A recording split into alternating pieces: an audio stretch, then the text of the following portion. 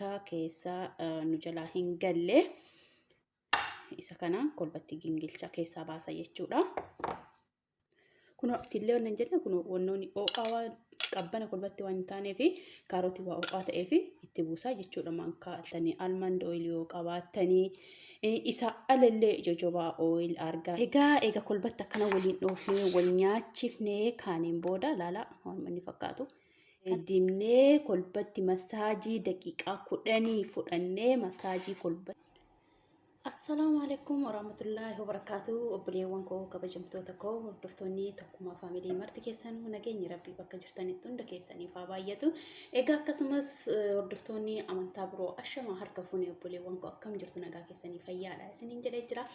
Egaa guyyaa har'aa viidiyoo rifeensa keenya baay'ee bareedaa ta'edha kan hojiin hojjennu.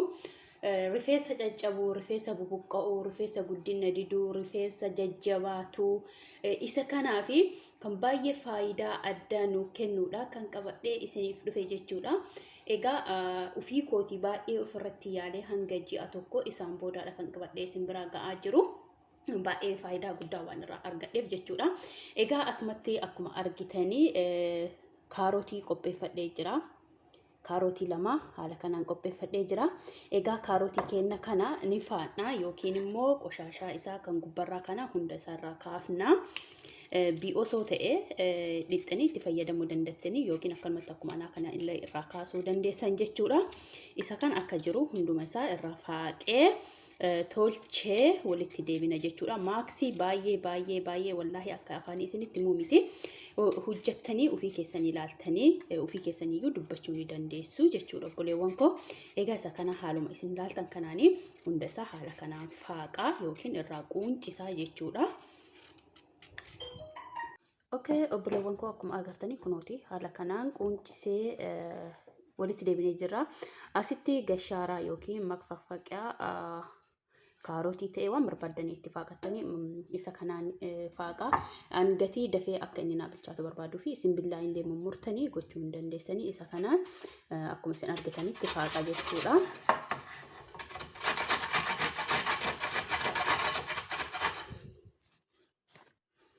Okay, obboleewwan koo akkuma argitanii haala kanaan faaqee bareechisee walitti deebi'ee jira. Egaa asitti distii qopheeffadha. Distii duwwaa kohumaa hin qabne jechuudha. Isa kanatti immoo kaarota kan koo buufadha.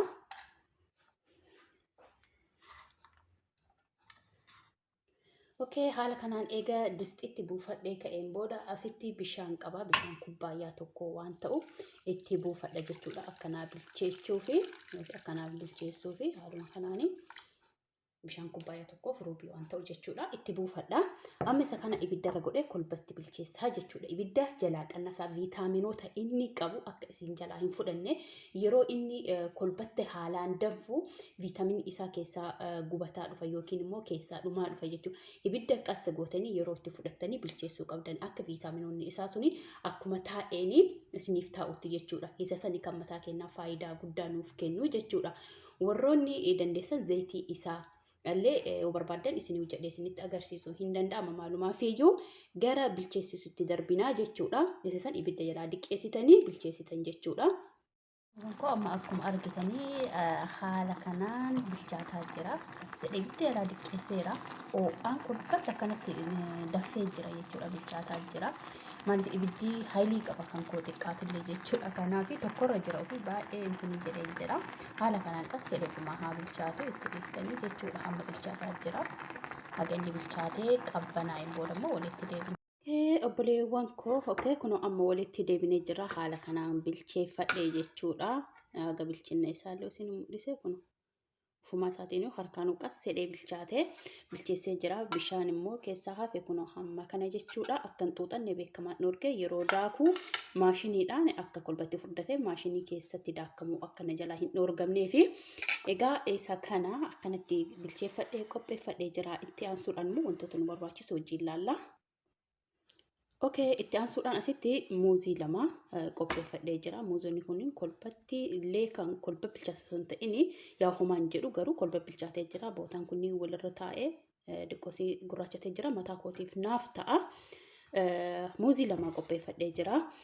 Coconut oil yookiin coconut ciqaa isaatii kiyya waliin miti garuu fixuu gaheera. Isa kana haala kanaan qopheeffadheera. Maankaa 2 irraa fudhadha. Maankaa shoorbaa 2 irraa fudhadha jechuudha. Itti aansu zayit olive oiliidha. Isa kanattis fayyadama. Egaa duraan dursaa wanti goonuu asitti maashinii qopheeffadhee jira. Maashinii itti daakkadhu jechuudha. Maashinii kana ilaala.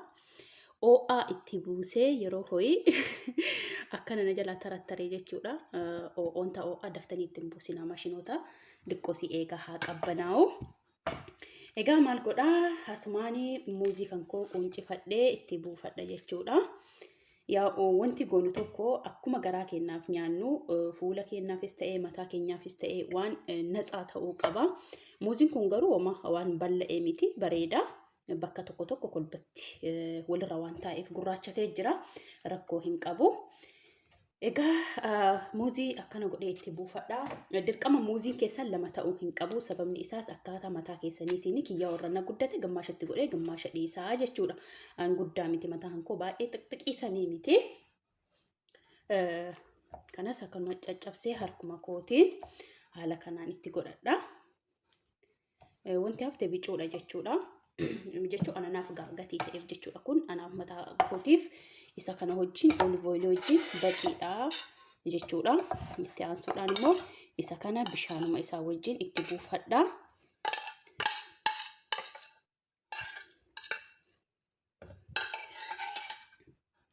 Egaa akkuma argitan haala kanaan itti buufadhee jira. Kolbatti qadaada. Qadaadeen booda akka maashiniin sagaleen isaa isinitti iyyinee kallatee yookiin daakee walitti deebina jechuudha. Kunoo akkuma argitanii haala kanaan jechuudha. Itti buufadheera. Akka maashiniin isinitti iyyinee daakee walitti deebina. Okay, obboleewwan koo amma akkuma argitan haala kanaan daannee walitti deebinee jira. Asitti sahaanii duwwaa qopheeffadhee jira. Asitti immoo masfaa yookiin gingilchaa qopheeffadhee jira. Egaa isa amma daanni kana itti buufnaa jechuudha. Yaa muuzii waan qabuuf dirqama gingilfamuu qaba isiniin jedha yookiin immoo saffa'amuu qaba. Wantoonni gugurraatni muuzirra hafee akka keessa nu jalaa hin galle isa kana kolbatti gingilcha keessaa baasa jechuudha. Kun akkuma agartanii odoon gingilchi itti buufne kun hundumtuu keessa bu'aa jechuudha. Muuzirraa kan hafanii isaan kun akka ittiin gallee fi gingilchuun dirqama nu barbaachisa.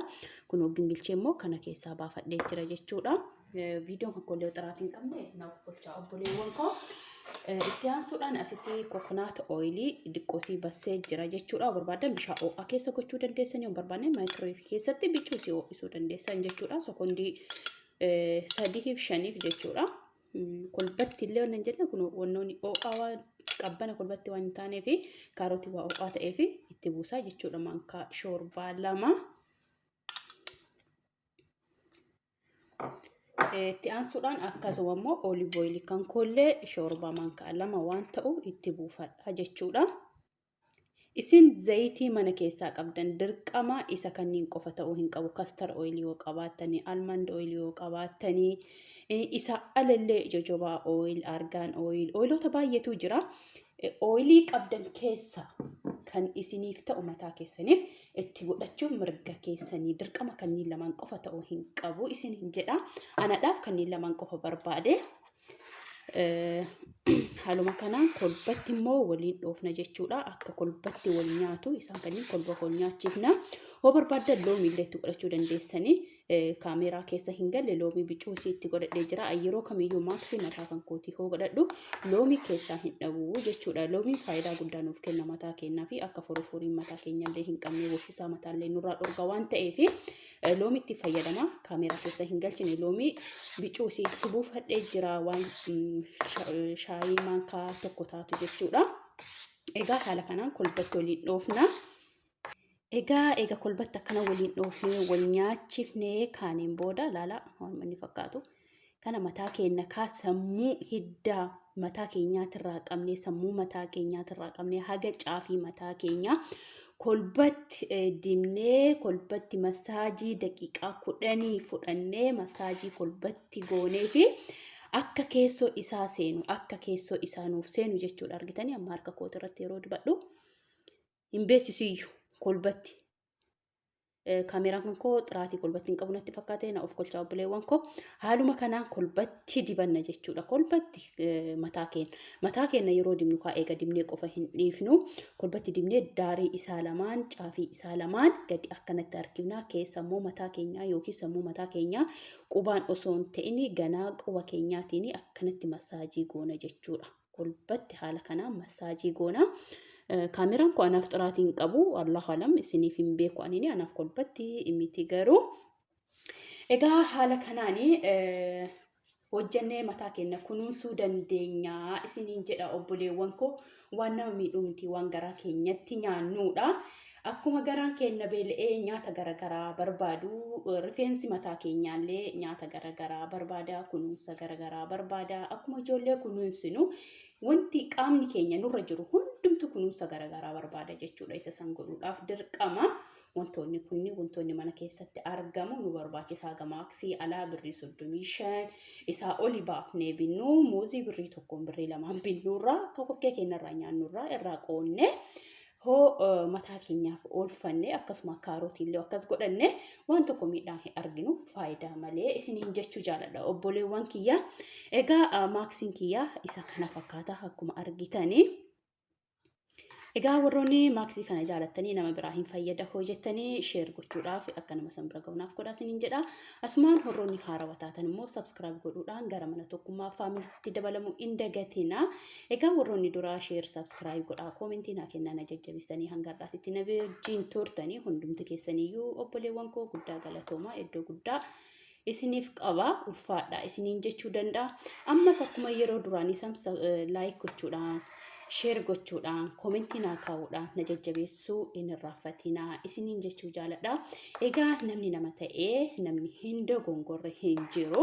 Dhalli ilma namaa kamiyyuu hin dogongora. Dogongora hankoo bakka kana dogongorteerta tokkummaa bakka kanarraa deebi'uu naan jettanii an nama gorfamee deebi'u dogongora hankoollee asumaan natti himuu hin dagatinaa waa'ee viidiyoo horaabsaa irratti illee yoo ta'e dubbii afaan kootii irratti yoo ta'e haala hojii kootii irratti yoo ta'e waanuma kamirrattu dogongora hoo qabaadhe dogongora qabdaa dogongora keetirraa deebi'ii yookiin waa akkana dogongorteerta jechuudhaan natti himuu hin dagatinaa kabajaadhaan isiniin jedha obboleewwan koo baay'ee isin jaaladha baay'ee isin kabaja. Egaa viidiyoon kan kooka guyyaa har'aa isa kana fakkaataa hamma viidiyoo biraatiin walitti deebinutti turtii gaarii naaf qabaadhaa bakka jirtanitti rabbiin nagaa jaalala tokkummaa isiniif haa kennu rabbi biyya keenyaafis jaalala tokkummaa nuuf haa deebisu jechuudhaan guyyaa har'aa asirratti gargar baana. Amma viidiyoo biraa walitti deebinuuf turtii gaarii naaf qabaadhaa dhugaa dhuma dubbii isiniin jedha itti fayyadamaa laalaa isiniin jechuu jaaladha galatoomaa.